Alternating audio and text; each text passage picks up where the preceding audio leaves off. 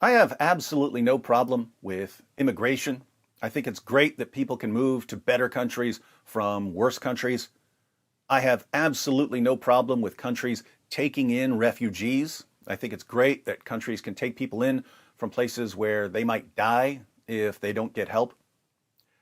I do have a problem with being extremely stupid about immigration and refugees, and a lot of Western governments are extremely stupid when it comes to immigration and refugees.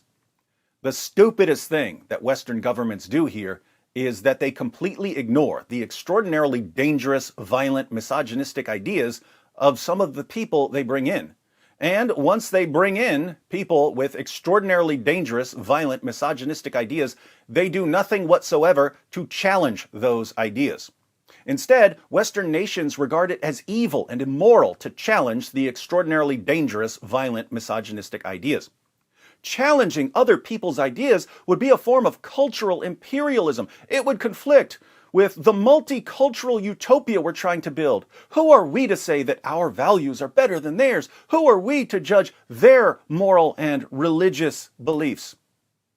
Never forget, when the people who make the rules get stupid, other people die. The people who make the rules don't die, other people die.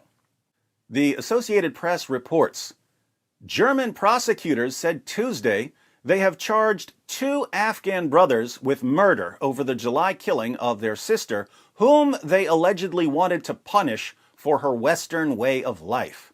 The men, aged 26 and 22, and identified only as Syed H. and Sayed H. in line with German privacy rules, maybe their last name is Hitler, are accused of luring their 34-year-old sister to a meeting in Berlin on July 13th, then choking and strangling her and cutting her throat. They choked her, strangled her, and cut her throat in the name of Allah.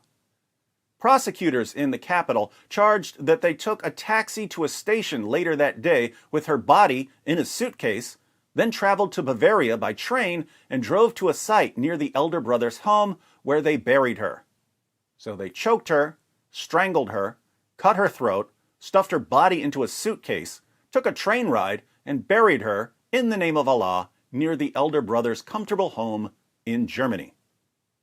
The indictment states that the men wanted to punish their sister for her Western-oriented way of life, which did not correspond to their archaic ideas of honor and morals and their image of women, prosecutors said in a statement. Wow, newsflash. German prosecutors just called Islamic values archaic. No takebacks now. In particular, prosecutors added, they weren't prepared to accept that she had divorced her husband, to whom she was married when she was 16, after violent incidents and had a new relationship. The two brothers have been in custody since August 3rd. So, she had an arranged marriage when she was 16, making her a senior citizen by Muhammad's standards. Her husband was violently abusive, as Surah 4, verse 34 of the Quran allows. The family moved to Germany. She realized in Germany that she didn't have to put up with the sort of violent abuse the Quran promotes, so she divorced her husband and started dating someone who wasn't violently abusive. Then she found out that even though she had moved to Germany, the rules of Islam still applied, because Western governments do nothing to challenge the rules of Islam, apart from arresting murderers after they slaughter their victims in the name of Allah. Like so many other families living in Sharia-compliant hellholes, the H family wanted to get out of Afghanistan. But even though you can take the jihadis out of Afghanistan, you can't always take Afghanistan out of the jihadis. Think about it. When these brothers were in Afghanistan, they said, "We need to get out of here, Syed. We need to get out of Afghanistan. But where are we going to go, Syed? Should we go to another Islamic country? Are you insane? Why would we go to another Islamic country? Who in the world wants to move to an Islamic country? No, let's go to a Western country. Okay, cool. Germany just agreed to take us in. But once we're in Germany, how should we live?" I know. We'll live like we're still in Afghanistan. They brought the values of their fake prophet with them to Germany. Instead of challenging the values of the most obvious false prophet in history, German politicians and journalists praised and honored and glorified the most obvious false prophet in history. And people keep dying because of it.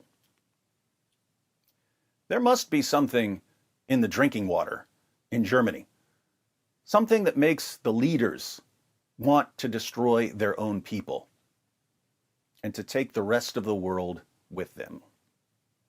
It just backfired on you.